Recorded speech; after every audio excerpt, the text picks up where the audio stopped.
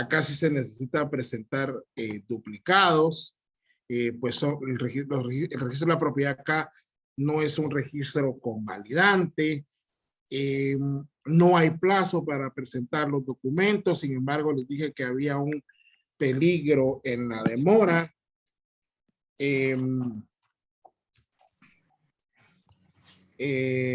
Sí existe en los registros una calificación. Lo que se califica es tanto la forma y el fondo, pero no en cuanto a su contenido así, sino que, por ejemplo, en cuanto a la forma es si siguieran todos los requisitos que la ley establece para ciertos documentos. Cuando usted vaya a ser notario, eh, sí está compartiendo. Sí, está compartiendo. Bueno, muy bien. El sistema que se utiliza acá en Guatemala es el sistema de folio real, ya que, como ustedes saben, la mayoría, cuando se va al registro de la propiedad, no se encuentra por nombre, salvo en otros registros. Por ejemplo, en el registro mercantil, usted sí va a buscar una sociedad por su nombre, una empresa mercantil por su nombre, en el registro de personas jurídicas también. En cambio, acá en el registro de la propiedad, no. Aquí es por sistema de folio real. Y así es como ustedes tienen que ir haciendo todos esos cuadros de análisis dependiendo de cada registro. Porque cada registro pues puede ser un ente descentralizado, puede ser tal vez un ente autónomo, un ente desconcentrado. Y ahí es donde ustedes, pues atendiendo a las normas que los regulan, pues ahí van a ir determinando. Yo solo les enseño a ustedes la forma de ir viendo qué característica es la que lleva. ¿Alguien quiere participar? Slick, buenas tardes. Una consulta, no sé si está compartiendo la presentación. Yo me acabo de agregar al enlace de la clase, pero no tengo a la vista yo las diapositivas. No sé si estará compartiendo, Lick, con una consulta no únicamente. No tenga pena. ¿Ahora?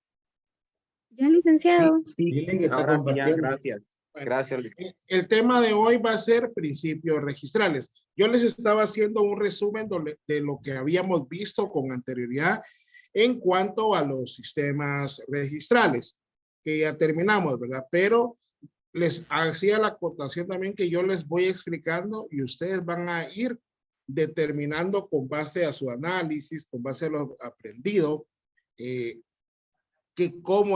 clase de característica es la que contiene determinado o cada registro, como les vuelvo a repetir. Por ejemplo, en Guatemala todos los registros no son convalidantes, es decir, únicamente se van a limitar si se cumplen con los requisitos tanto de forma como de fondo a inscribir el documento. Catherine, lo estoy analizando. Luego, estábamos viendo de que en Guatemala, pues, el registro de la propiedad es un registro declarativo y no constitutivo, salvo ciertos casos, porque hay otros casos en los que sí se van a necesitar ciertos elementos para que se perfeccione el negocio o el documento, el negocio jurídico en el documento establecido. Plazos no hay. En la mayoría, en algunos puede que sí, y como vimos en el ejemplo de no hacer el traspaso, la sanción pues es una sanción de multa, una sanción pecuniaria. Osmar. Sí, Lick, gracias por las observaciones y gracias ahí por apoyarnos. ¿Nos iba a manifestar algo o su micrófono se lee? Bueno, entonces continuamos. Ahora, pues, lo que nos toca son ver principios registrales. Quiero hacer la acotación que estos principios registrales, pues, van orientados básicamente a lo que es el registro general de la propiedad. Pero, como le digo, función suya va a ser ir determinando en cada cuerpo normativo de cada registro cuáles son los principios que se aplican ahí. por ejemplo, en el Registro Nacional de las Personas, les hacía yo la acotación el día jueves de la semana pasada, que el acuerdo del directorio vigente ahora es, actualmente es el 104/2015. Y entonces, por ejemplo, ahí en el artículo 6 encontramos los principios que regulan al Registro Nacional de las Personas, a lo que es todo lo referente a la identidad de las personas. Lo vamos a ir viendo brevemente, pero quiero hacer esa acotación. Los principios que vamos a ver ahorita son los principios del registro de la propiedad, porque establecemos que al principio, pues, el antecedente del derecho registral era por los derechos inmobiliarios o los derechos hipotecarios. De ahí fue donde ha venido el derecho registral. Elmer, tu micrófono. Muy bien. Ahí hemos visto la evolución hasta determinar que el derecho registral se puede considerar una rama autónoma que deviene del derecho civil, y porque precisamente habíamos visto de que tiene su propio objeto de estudio, su propia regularización, y en cómo lo estamos viendo ya en este caso, sus principios. Gracias. Bueno. Entonces, los principios registrales, vamos a minimizar la pantalla. Los principios registrales, como lo ven ustedes ahí, son las directrices, lineamientos o reglas más generales del derecho registral. Es decir, cómo se debe de aplicar, cuál es la forma de redactar las normas de carácter registral que inspiran a un conjunto normativo. Por ejemplo, no las mismas normas del derecho de propiedad industrial van a ser o van a converger con las normas del derecho registral de la propiedad o el derecho de garantías mobiliarias. ¿Por qué? Porque cada materia, cada objeto del determinado registro, pues va a tener su propio lenguaje técnico, como lo vimos al principio. Pues esos principios van a contribuir a la inteligencia e interpretación de las reglas particulares. En el caso del registro de propiedad intelectual o el registro mercantil general de la República de Guatemala, pues vemos que estos dos registros están inspirados básicamente en normas de carácter internacional, como ustedes van a poder ver. Por ejemplo, los Incoterms, que son los términos de intercambio comercial internacional. Cuando ustedes ya vayan a ver derecho societario o derecho mercantil, van a poder establecer eso, ¿verdad? Pues entonces tienen que sus cuerpos normativos van a tener esos principios que no riñan con el derecho internacional. Por eso, si bien es cierto, los principios van a tener una denominación similar o parecida, lo es también de que hay unos que se tiene que ver o atender al campo internacional. Por eso se dice que el derecho registral ha trascendido los límites nacionales y ahora se considera también un derecho transnacional, precisamente por eso. Y otra de las funciones es orientar el funcionamiento de los registros, es decir, cómo es que deben de actuar los registros que constituyen o que están establecidos en la República, en este caso de Guatemala. Como le había hecho la acotación, estos principios nacen orientados al registro inmobiliario, toda vez de que de ahí deviene el derecho registral. Sin embargo, vamos a ver que en su mayoría se van a aplicar a todos los registros públicos. Entonces, en ese sentido, vuelvo a hacer la acotación que aquí vamos a ver básicamente los registros del registro de la propiedad, y pues vamos a ir haciendo las diferentes acotaciones cuando un principio pues está establecido en la ley de propiedad industrial, el código de comercio o en su caso la Ley de Registro Nacional de las Personas. ¿Alguna pregunta?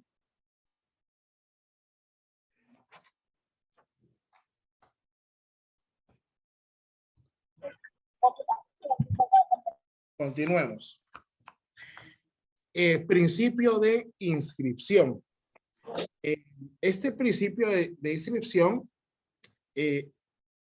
es el que da inicio a todo ese sistema en el caso del derecho registral del Registro General de la Propiedad, que ya vimos que funciona por medio del sistema de folio real, ya sea de carácter físico o de carácter electrónico, pues nos establece lo que es el proceso de inmatriculación.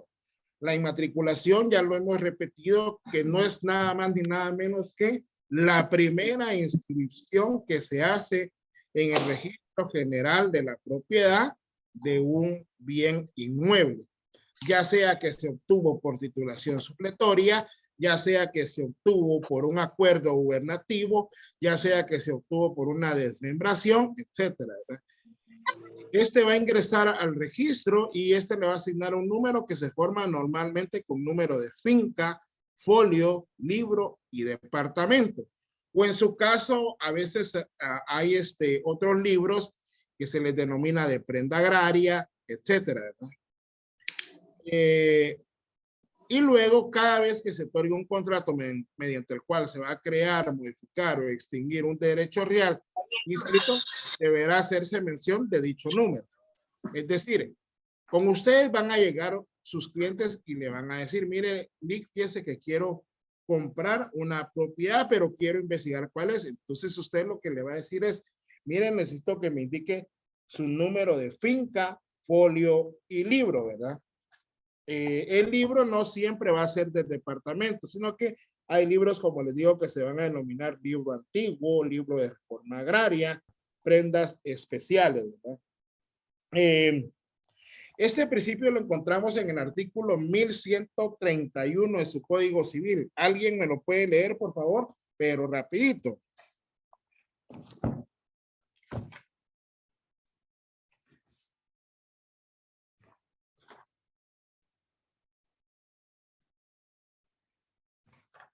¿Lo leo, Nick? Por favor.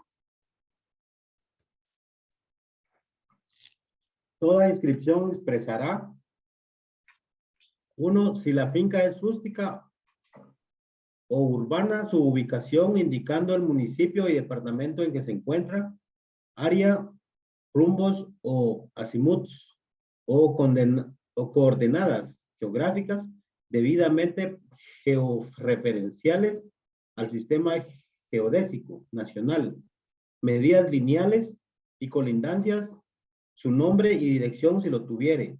Tales datos se expresan en el documento que se presente para su inscripción en el registro de la propiedad respectivo y en los planos que podrán ser realizados por ingenieros civiles.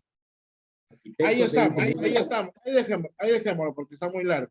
Okay. Lo importante de este artículo es que, si se dan cuenta, nos vamos al final del artículo 1131, en donde indica los requisitos a que se refiere el inciso primero, solo serán necesarios en la primera inscripción. Ahí es donde vemos lo que es la inmatriculación. Por eso, alguien que ha tenido la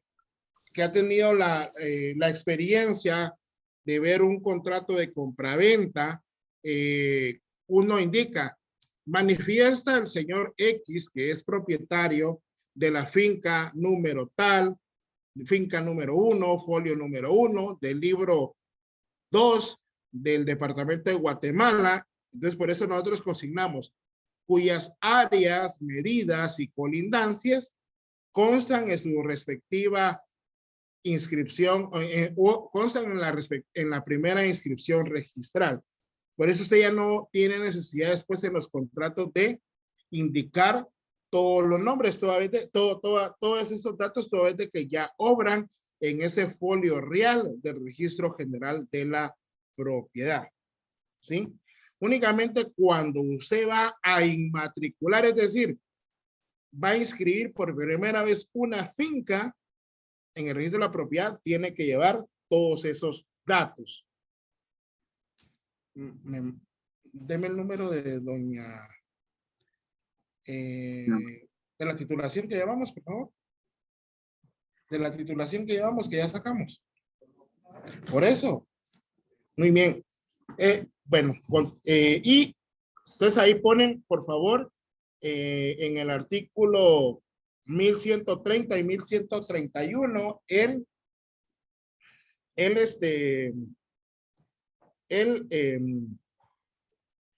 principio de inscripción. ¿Estamos?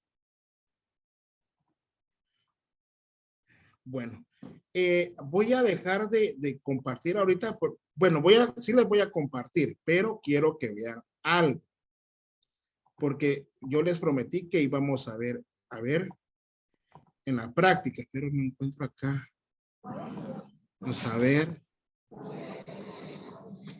Por favor, micrófonos.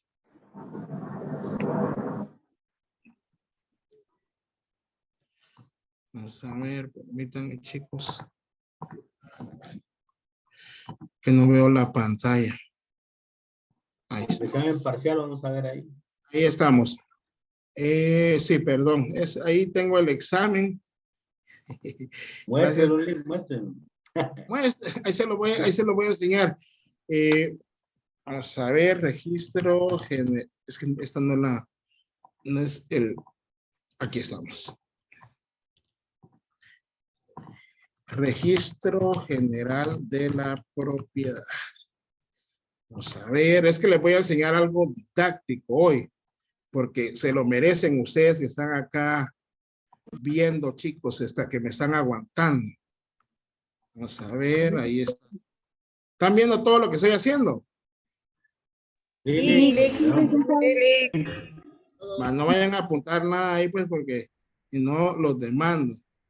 O sea, es que siempre, fíjense que siempre pierdo mi clave de registro, perdón, contraseña. Siempre se me olvida la contraseña de mi, aquí está, recuperación de contraseña. No es este. Otra vez.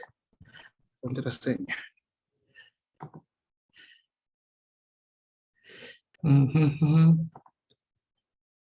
Creo que es esta. No tengan pena que la voy a cambiar después. Bueno, entonces nos vamos acá por... Aquí estamos. Ay, no me acuerdo. Miren, voy a dejar de presentar, pero ahorita voy a recuperar mi contraseña. Siempre se me olvida. Permítanme, ténganme paciencia, chicos. Lick, aprovechando, yo tengo una preguntita. Fíjese, Lick, que yo quise hacer una consulta ahí en esa página del registro de la propiedad y creo que para poder hacer una consulta hay que pagar como el precio de $1. Mi duda es, ¿eso se paga en el banco Banrural así? Uno llega y pide comprar una consulta nada más en el banco. Solo, no, tiene que ser notario. O permítame, ahorita ¿me puedo reformular la pregunta? No, yo creo que no hay que ser notario, Lick, porque uno puede crear su usuario en esa página donde usted se metió. Yo hice mi usuario y todo, y ahí aparece que es como que si fuera prepago. Muy bien. Usted puede consultar a distancia ahora propiedades. Pero, sí, correcto. Muy bien. Vamos a ver, ya ahorita sí me voy a ingresar. Sí, me está diciendo que sí, que usted efectivamente no necesita ser notario para hacer consultas a distancia sobre bienes inmuebles. Bueno, pues mire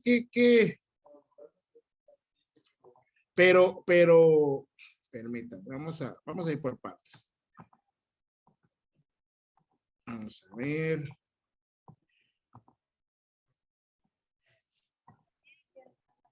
Ya cambié, ahí está. Ahorita si continúo con ustedes. Ahora sí, ¿cuál es la pregunta? Me decía de que consultar. No, sí, ya me la contestaron ahí los compañeros. Yo tenía duda de cómo recargar el saldo para hacer una consulta, pero ya me dijeron que se puede por banca en línea de Banrural. Ah, muy bien, excelente. Bueno, pues miren, ya ven que qué calidad que ahora ustedes tienen esa oportunidad. Ahorita están viendo ya lo que estamos consultando acá. Sí, Pero fíjense que voy a tener un problema porque no tiene usted el número de finca folio el libro de esta titulación. ¿Cómo quedó? ¿Por qué no está acá? Un protocolo no, porque es es despacho del juzgado que se manda. Ahora me van a usar. Bueno, entonces, por ejemplo, acá, mire, chicos, usted cuando vaya a ser notario, pues va a tener esta oportunidad de poder hacer consultas a distancia, pero yo creo que, así como lo dijo el compañerito, ya pueden ustedes hacerlo aunque no tengan la necesidad de ser notarios. Y es precisamente porque los registros se dan cuenta lo poco que hemos aprendido, lo poco que yo les he tratado de transmitir a lo largo de estos días, es de que pues los registros deben de ser públicos y deben de prestar deben de poder consultarse todo lo que esté ahí inscrito, obvio, por ejemplo, salvo lo que establece la Constitución. Entonces, como dice el compañerito, usted puede recargar consultas, ya sea si usted tiene algún usuario por medio de Banrural, o puede pedir que le extiendan un recibo y también lo va a pagar a Rural. Y como dice, cuesta $1 cada consulta. Es que les estaba yo buscando acá una titulación supletoria para que ustedes vieran lo que es la cuestión de la inmatriculación. Pero, bueno, vamos a buscar otro número de finca, folio y libro. Ahorita de otro proceso. 17,012. Entonces acá le hace consulta de finca. ¿Están viendo ahí? sí, listo. 17,012. Folio 211.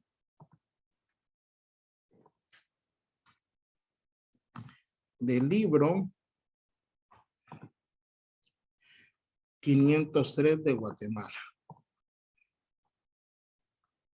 Entonces, por ejemplo, aquí lo que les estaba diciendo, ustedes pueden ver los distintos libros que están clasificados. Hay de todos los departamentos, y luego también tenemos los libros que antes se les denominaba, por ejemplo, de propiedad horizontal, que es donde se inscriben los edificios. Tal vez usted me mandó el despacho, hijo. En los archivos busquen. También libro antiguo, propiedad horizontal Alta Verapaz, vivienda popular, etcétera. Esos son los distintos nombres de los libros que tienen, e incluso tenemos acá las inscripciones de los testamentos que se llaman en Quetzaltenango, etcétera, etcétera. Pero en nuestro caso es el de Guatemala, ¿sí? Entonces, si se dan cuenta, acá dice número 3, son las consultas disponibles que tengo, que agarrar el link, ¿verdad? Pero es que siempre compro bastantes y se me dan. Entonces aquí le vamos a dar consultar. Entonces ahorita quiero que usted tenga su imaginación. Les decía que hasta antes del año 99, pues los libros se llevaban de forma física en los registros de la propiedad. Sin embargo, a partir del año 99 fue que se empezó a digitalizar todos esos libros, y por eso ahora, pues, salvo de que todavía no esté escaneada toda esa información, pues ahora ya no le enseñan a usted esos libros. Si no estuviera escaneada, sí le enseñan los libros. Entonces, por ejemplo, acá,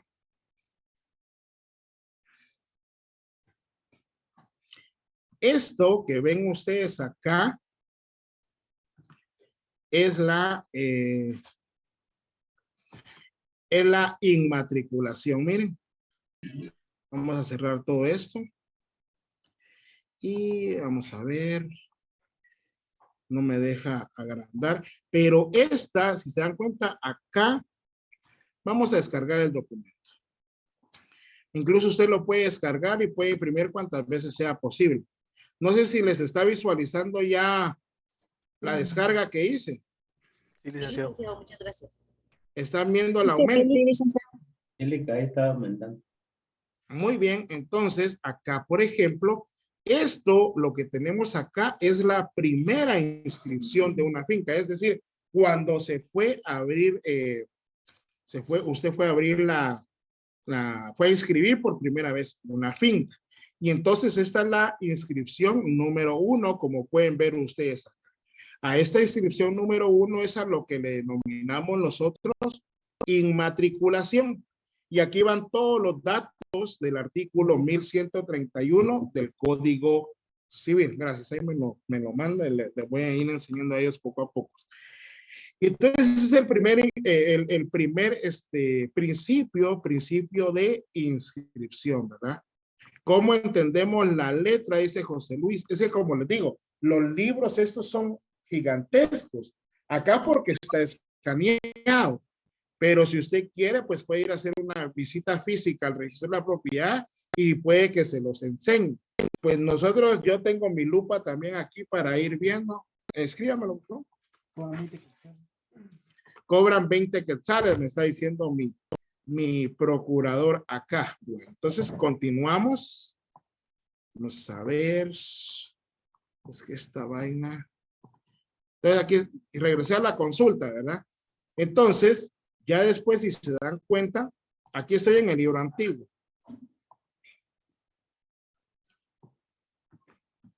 Esta es la inscripción número 1.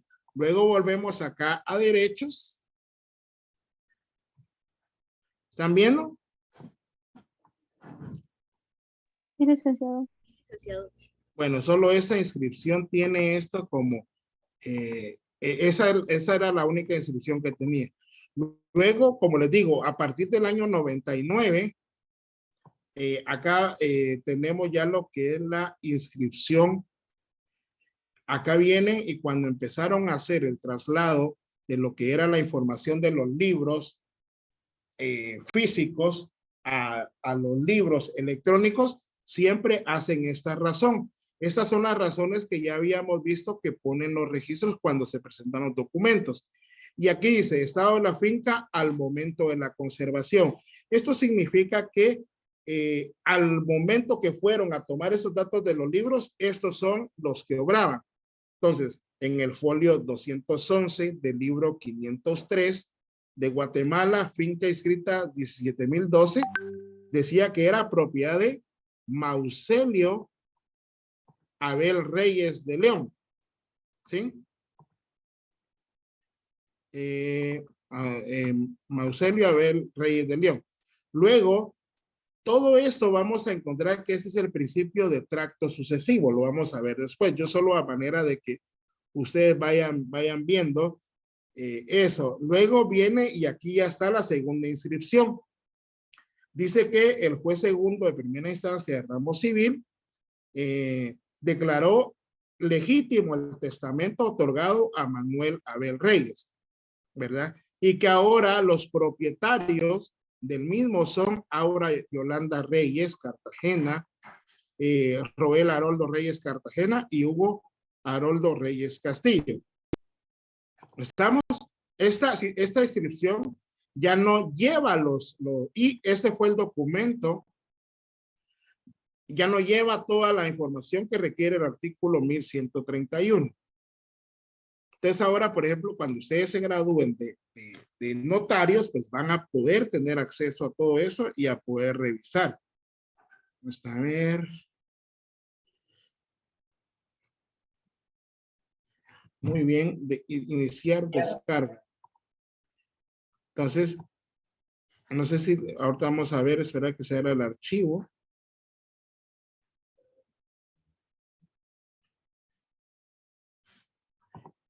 Y si se dan cuenta, este fue el documento que presentaron para operar.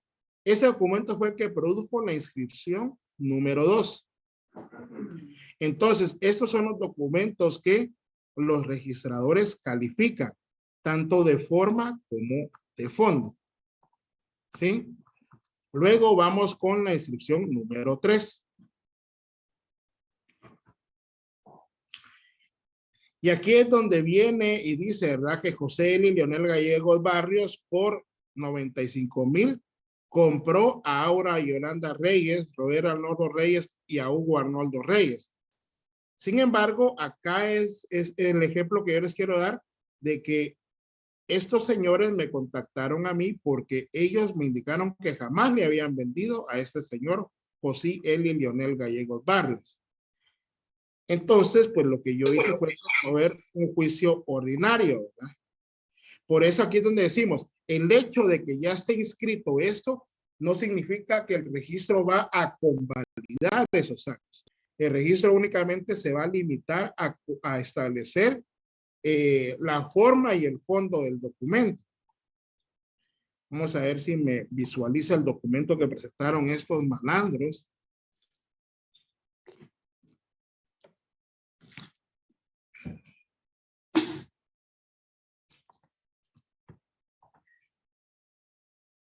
Ya ven todo lo que hago por ustedes para que vean la práctica. Gracias. Hombre, no tengan pena, yo con ustedes es mi obligación.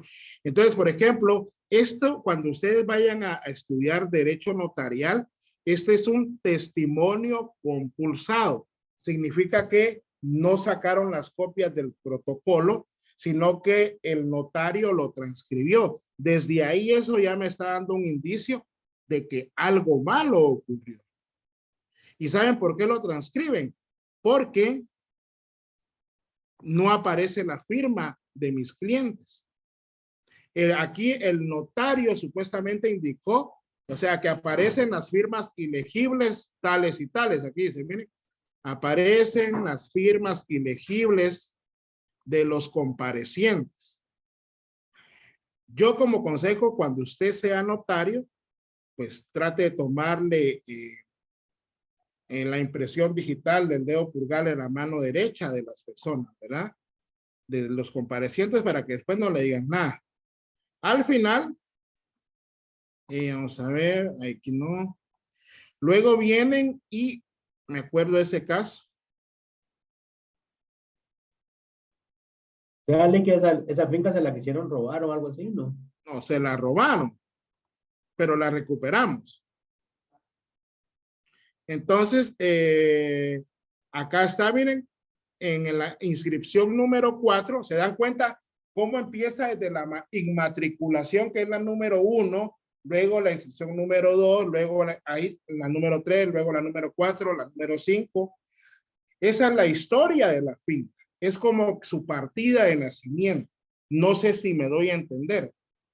Por eso es de que están inscritas sin número de finca, folio, libro, y usted va a ir bien, va viendo todo eso, ¿verdad? Entonces acá canceló la tercera inscripción donde supuestamente mis clientes le habían vendido a este señor, ¿verdad? Por medio de este juicio ordinario. Entonces ya automáticamente al cancelar esa tercera inscripción no se convalidó el acto y volvió otra vez la finca a propiedad de mis clientes. Pero eso ya es más tema procesal, ¿verdad, chicos? Entonces, vamos a ver, lo que se manda acá por lo regular son despachos.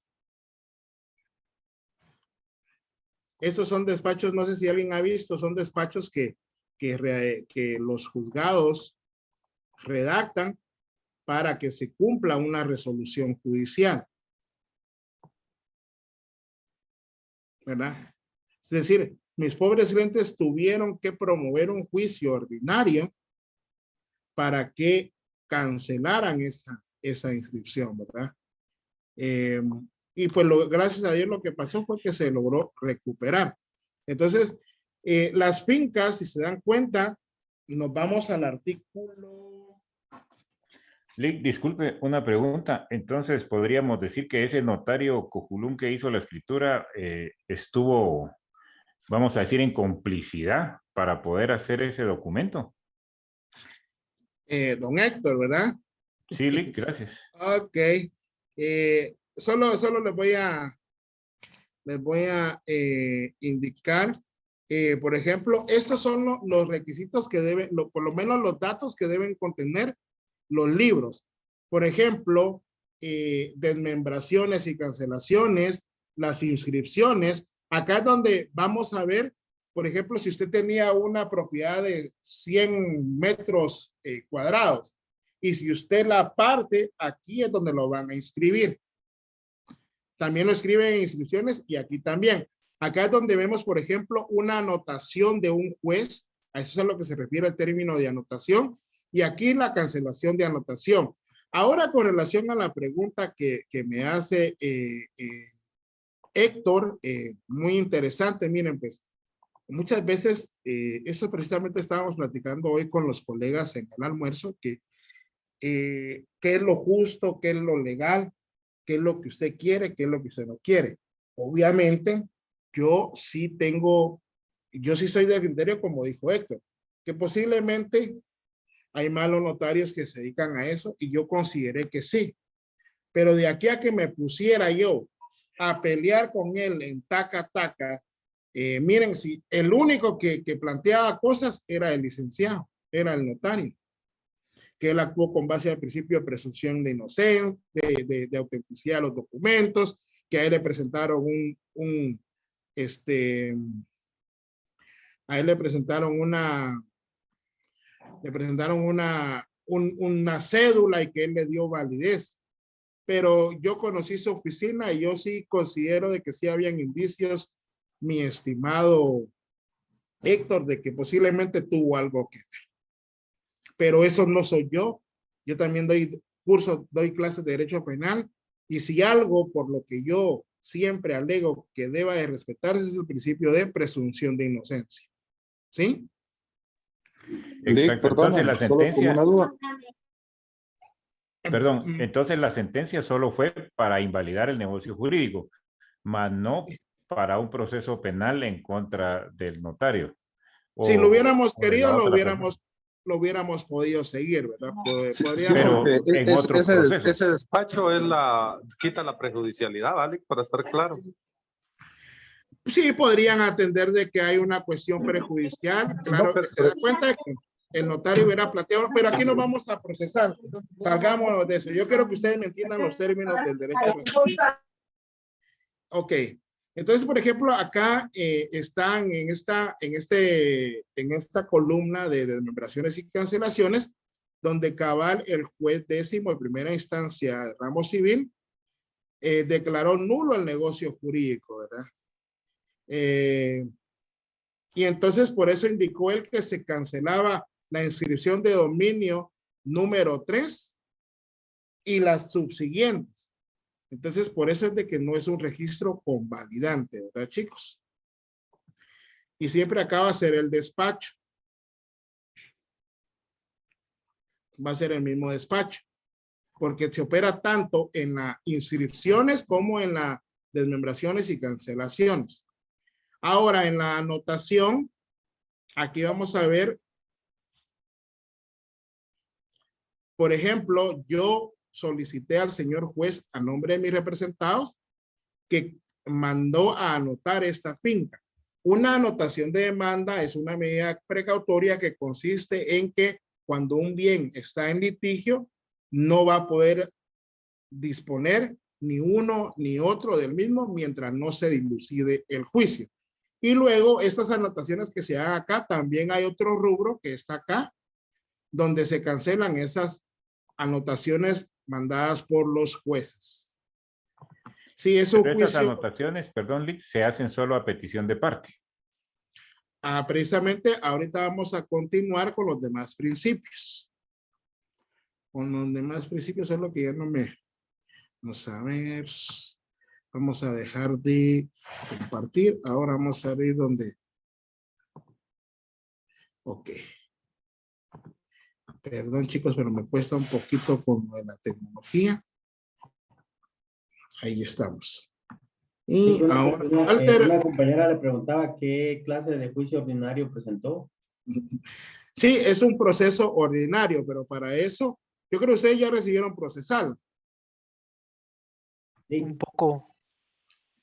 Ah, vaya, pero ustedes en procesal, pues ya saben que en procesal hay varias clases de juicios. Hay unos juicios que se les denomina de conocimiento. Hay otros juicios que se les denomina ejecutivos. Hay otros juicios que se les denomina voluntarios, ¿verdad? En este caso, es un proceso de conocimiento tipo ordinario porque el artículo 96 del Código Procesal Civil y Mercantil regula que toda contienda que no tenga tramitación especial se ventilará en juicio ordinario. ¿Por qué? Porque los demás procesos tienen taxativamente qué clase de juicio. Por ejemplo, si es por arrendamiento, la ley establece que es un juicio sumario.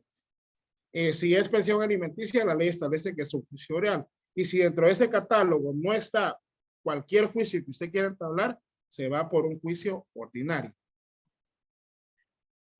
Muy bien. Entonces, acá tenemos el ejemplo de cada acto, de cada registro, ¿verdad? Tenemos, por ejemplo, las constancias del registro mercantil, etcétera. En el registro nacional de las personas, el primer hecho jurídico que se inscribe es el nacimiento, ¿verdad? O en su caso, si hubiere conmoriencia, pues la muerte de una persona al momento también se inscribe.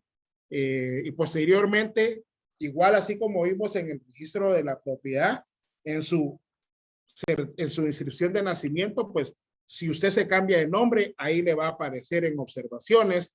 Si usted celebra matrimonio, ahí le va a aparecer. Si usted se divorcia, ahí también se hacen las anotaciones, etcétera, etcétera. ¿Alguna pregunta? Yo sí, licenciado, buenas tardes. Que no sea procesal. No. Digamos, cuando hay una compraventa de un terreno, el notario tiene o debe de hacer la diligencia y ver si no se ha hecho, digamos, otra compraventa antes o no sé si me explico muy bien, pero sí, por supuesto. A usted van a llegar a su oficina y le van a preguntar, mire, Lee, quiero información, pero usted le va a dar información hasta ese momento.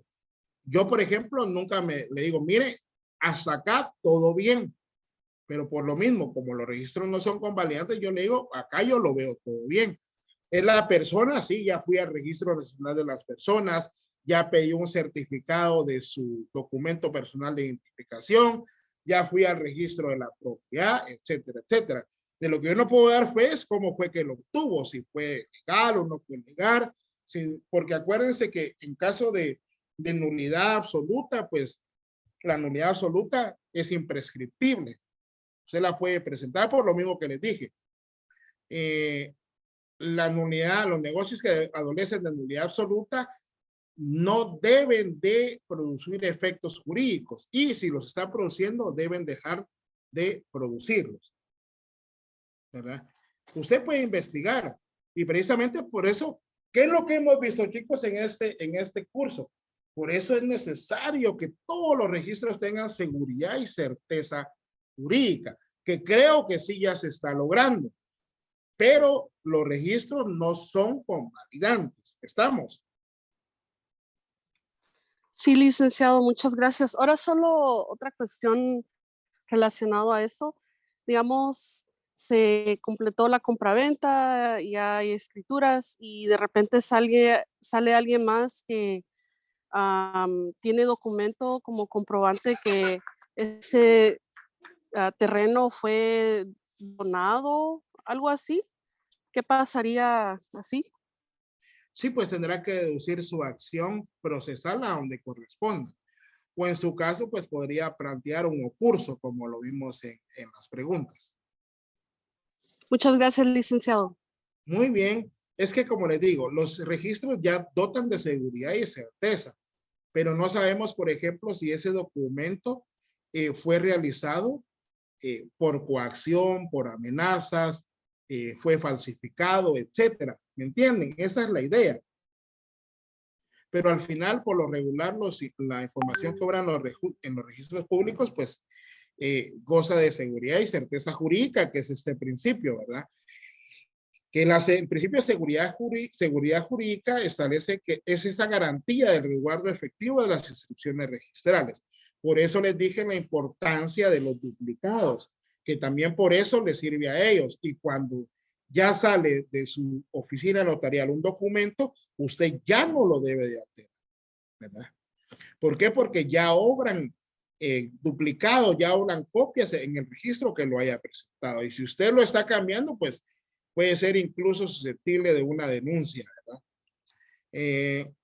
Entonces, este principio establece que ya asentadas en los libros correspondientes, los documentos se van a conservar y van a permanecer inalterables, ¿verdad? Mientras que no se vuelva a presentar un acto contrato jurídico debidamente formalizado que afecte la situación del bien inmueble inscrito, ya sea presentado al registro para su inscripción. ¿Qué significa esto?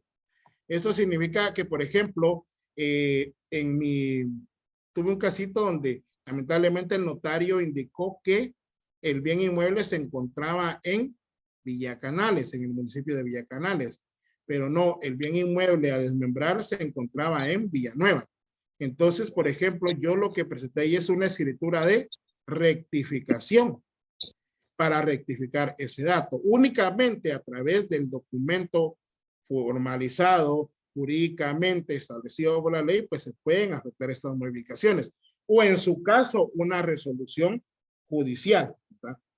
Este principio, como les decía yo, en el año 1999, muchas veces no había mucha seguridad y certeza jurídica porque los libros físicos eran alterados. ¿Sí?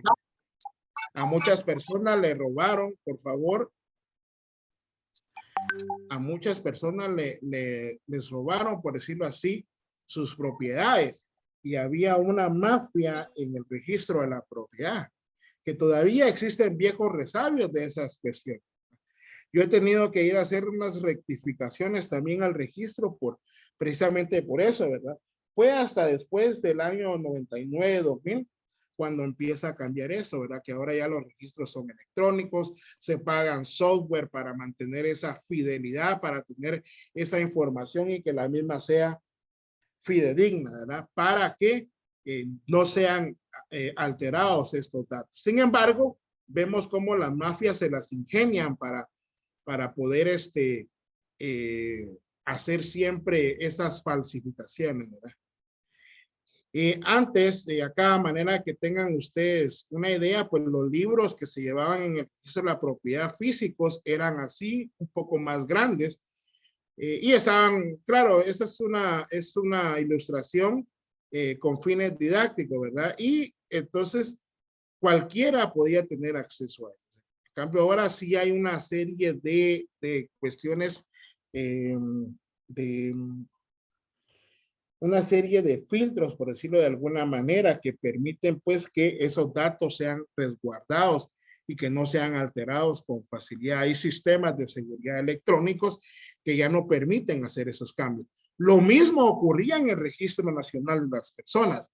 Lo que hacía mucha gente antes era, vos tenés acento salvadoreño, te voy a ir a inscribir allá a Jutiapa, ¿verdad? Y así le daban la nacionalidad le daban nacionalidad a muchos centroamericanos, incluso a muchos extranjeros. Ahora es muy difícil que alteren esos datos en el Registro Nacional de las Personas, pero sin embargo, me he enterado, porque como uno litiga, que todavía pueden hacer esas cuestiones. Entonces, el principio de seguridad jurídica está contemplado en el artículo 2 de la Constitución Política de la República de Guatemala. ¿Alguien que me lo lea, por favor?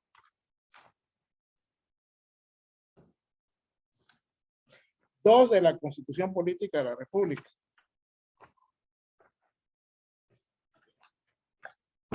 Rapidito, cualquiera que ya lo haya encontrado. Artículo 2. Deberes del Estado. Es deber del Estado garantizarle a los habitantes de la República la vida, la libertad, la justicia, la seguridad, la paz y el desarrollo integral de las personas. Muchas gracias. Dick, pero ahí no dice seguridad jurídica.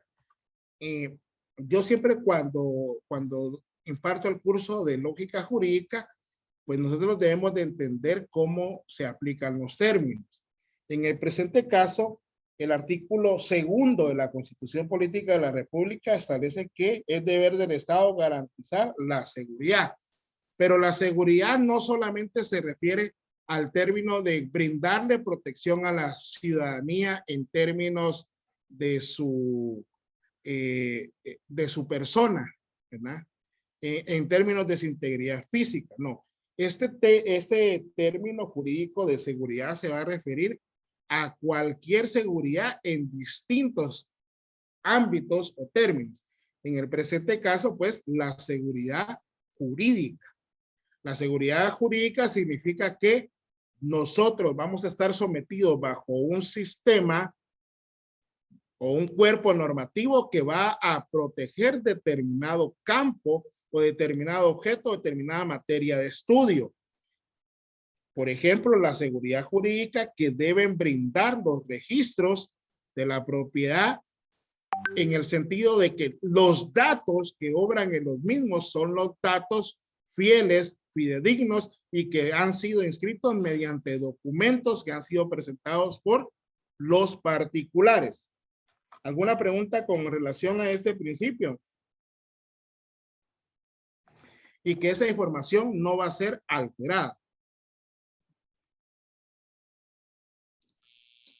Pues yo opino, Lee, que desde los tiempos en que se empezaron a hacer esos registros de bienes inmuebles, inclusive los registros civiles, pues obraba y obra el principio de buena fe, ¿verdad? Porque vamos a decir que antes, cuando no existía el RENAP, que el registro civil lo manejaba la municipalidad y las personas querían inscribir los nacimientos de sus hijos, pues se guiaban por el principio de buena fe, ¿verdad? El registrador civil tomaba los datos de lo que en declaración testimonial recibían.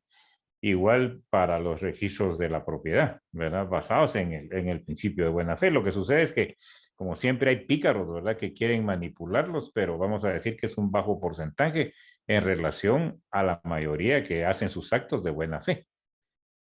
Gracias, Héctor. Pero mire, pues, no tenemos que ver con la buena fe acá. Acá es que es el Estado. El Estado debe de crear esos mecanismos precisamente para que esa información sea inalterable. En ese sentido, a lo que me refiero es que se ha avanzado, porque ya, si bien es cierto, todavía pueden hacerlo, pero ya no era como antes. Y usted lo sabe, don Héctor. Por ejemplo, yo tuve mi pobre clienta que a ella la inscribieron allá en Escuintla, en la municipalidad de Escuintla, no me acuerdo qué Tiquizate creo yo que era, pero no sé si se acuerda usted que de una inscripción de nacimiento en el libro sacaban como 10 identidades, ¿sí o no? Es correcto. ¿Y quiénes eran los pillos de ahí de las municipalidades? Los mismos trabajadores municipales, los mismos es correcto. trabajadores. Que en manos de ellos estaba yo me refiero a este principio, es en que el Estado, perdón que me interrumpa, es que el Estado debe de proveer esas herramientas, en este caso tecnológicas, para que ya no lo hagan sus propios trabajadores. Sí, obviamente, yo le decía como una mención históricamente hablando en el lapso de los registros. Obviamente hoy con la tecnología ya se ha avanzado más y entonces todos esos delitos, vamos a decir, pues han disminuido, ¿verdad? Por la seguridad registral precisamente, ¿verdad? Sí, esas violaciones pues se han reducido. También no tiene que ver con cuestiones de carácter delictiva. Por ejemplo, en Santa Cruz Balanyá, pues se quemaron los libros y no hay datos registrales. Correcto, entonces, pero eso ya son situaciones fortuitas, ¿verdad? El Estado tiene que crear esas condiciones de seguridad y certeza jurídica y ahí está la respuesta. ¿Por qué se necesita seguridad jurídica en nuestro país? porque los países que no tengan o no proporcionen seguridad jurídica en cuanto a la información de lo que obra en los registros públicos, pues no van a tener inversión. ¿Quién va a querer invertir acá si, por ejemplo, el Estado no da esa seguridad de que lo que obra en los registros de la propiedad sean los propietarios? ¿Quién va a querer venir a invertir si no se logra establecer la identidad de una persona? ¿Verdad? Esa es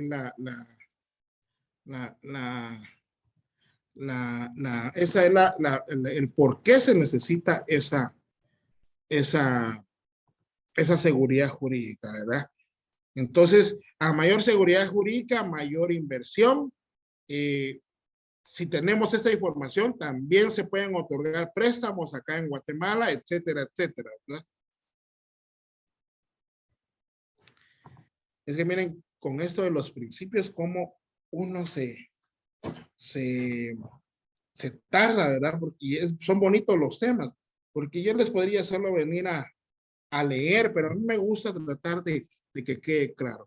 Estamos claros con, valga la redundancia, con lo del principio de seguridad jurídica.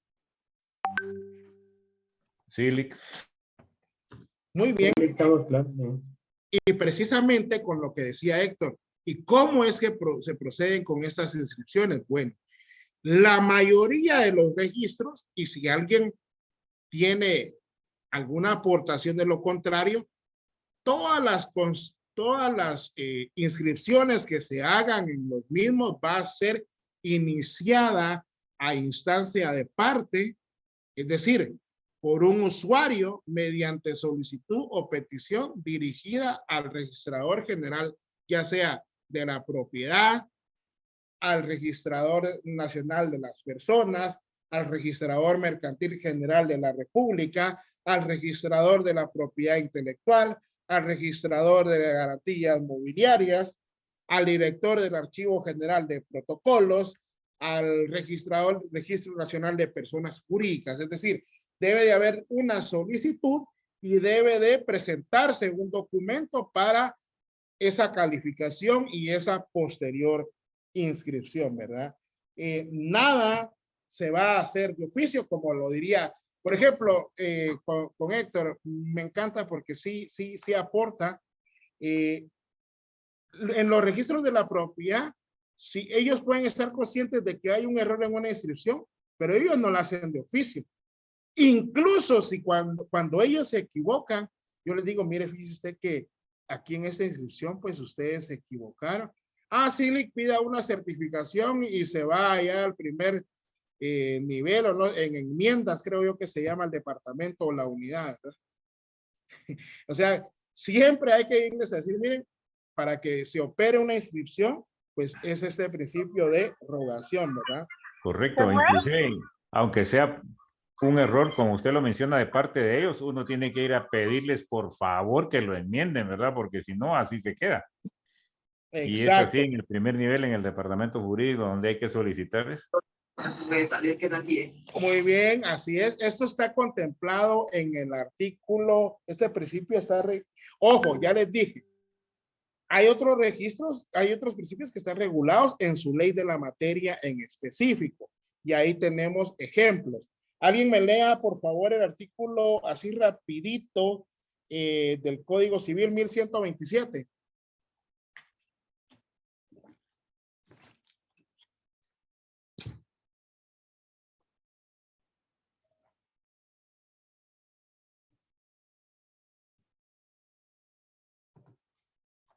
El 1127 del Código Civil, por favor. Artículo 1127. La inscripción en el registro puede pedirse por cualquier persona que tenga interés en asegurar el derecho que se deba inscribir. Los registradores harán toda inscripción, anotación o cancelación dentro del término de 8 días, contando desde la fecha de recepción del documento. Si este diere lugar a varias de las operaciones antes indicadas, el término se ampliará en 6 días más. Ahí le consigna a ustedes principio de rogación.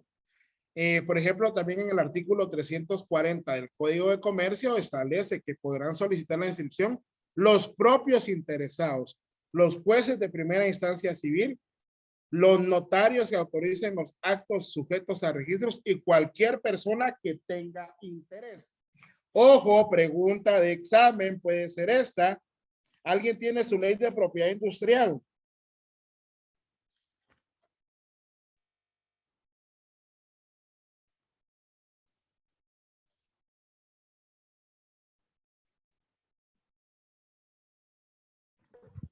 Sí, licenciado, ¿qué artículo? Artículo 5, por favor, ¿me lo puede leer?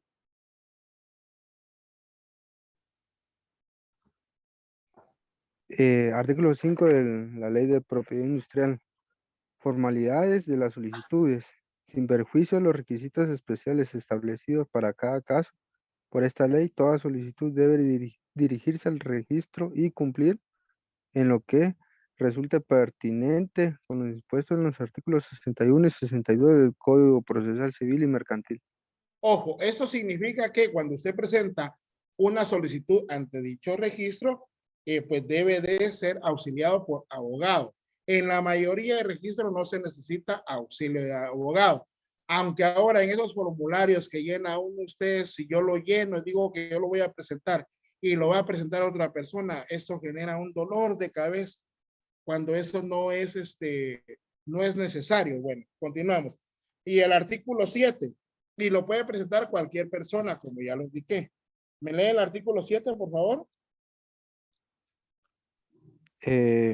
Artículo 7 de representación. En la primera gestión que se realice debe acreditarse la personería de quien representa al solicitante.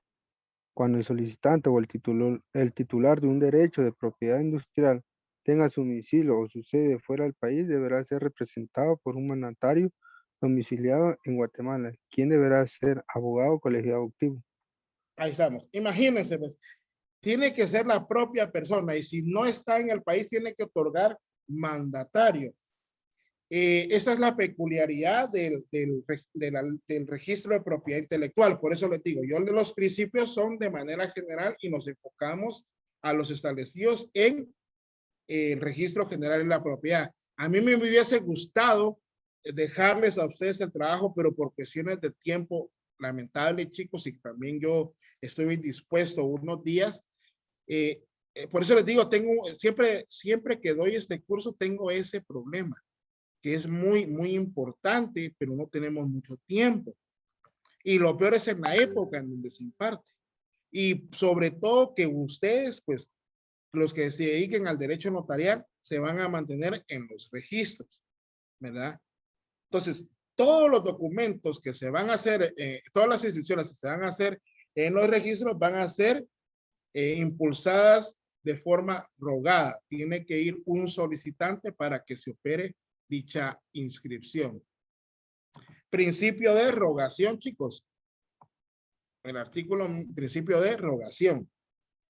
Una pregunta, licenciado. Ajá. En este caso del principio, ya que es a instancia de parte, pero ¿qué pasa si ninguna de las personas o el representante de la persona no se da cuenta de algún error que está contenido en el documento, pero se da cuenta la persona titular de dicho, eh, eh, del dueño del terreno, por ejemplo, se da cuenta de que existen errores en el documento, pero ya ha pasado 2, 3, 4 años, y ahí que procede? Muy buena pregunta, pero es más de carácter procesal. Ahorita se la respondo con mucho gusto. Pues lo que tienen que hacer efectivamente, si no es de fondo, porque hacen esa calificación, pues se puede otorgar una escritura de aclaración o de ampliación, según el caso, ¿oyó? Y si el registrador considera que es cuestión de fondo, deben acudir todos los otorgantes, es decir, las personas que firmaron el documento para hacer esa aclaración. De hecho, por eso yo tengo un problema ahorita que no viene de 4 años, ya viene desde hace más de 30 años, que lamentablemente se celebró, como usted dice, un contrato de compra-venta, no se indicó el número de finca, folio y libro, obviamente ese es un requisito de fondo, pero cuando me traen a mí los documentos, yo les digo, aquí tenemos que hacer una ampliación porque esos datos que no fueron consignados hay que consignarlos. Mire, Lick, fíjese que a mí este terreno me lo vendió otra persona, que fue a la que le vendió la persona que no está. Bueno, pues tenemos que ubicarla y si no la ubicamos, pues se tienen que promover diligencias de ausencia para que le nombren a una persona un defensor judicial o una persona administrativa. No se me viene ahorita el nombre, pero es un defensor judicial, etcétera, ¿verdad? Dice José Luis, está bien con todo en derecho civil, derecho privado de instancia de parte, la mayoría de los actos y procesos, así es. Uno debe de impulsar, es decir, que avancen los mismos. No sé si respondí a su pregunta. Sí, efectivamente, pero sí se complicaría si la persona ya ha fallecido. Sí, pero hay formas. Por ejemplo, si la persona ya falleció, es más fácil que la ausencia. Si la persona fallece, pues lo que yo hago es promover un proceso sucesorio y depende del informe que me dé el registro de la propiedad, pues lo que hago es ver si es testamentario o intestado, ¿verdad? Entonces, ahí lo que solicito es que se le nombre administrador de la mortual para que el administrador de la mortual me firme la escritura. Pero eso lo van a ir viendo ustedes en el camino, ¿verdad, chicos?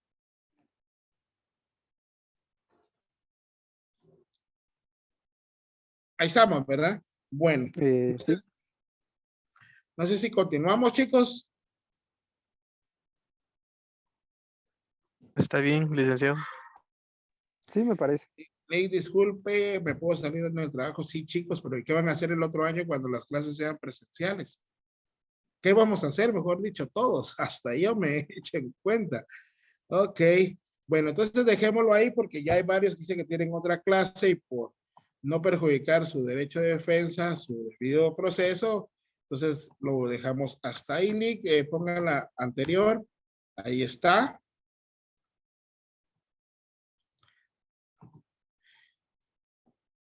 Y ya no me dio tiempo, pero mañana les voy a enseñar también lo del otro número de finca, folio y libro, donde yo llevé una titulación supletoria, que es un tema muy bonito, muy interesante. Bueno, pues chicos, entonces se me cuidan y estamos siempre para servirles.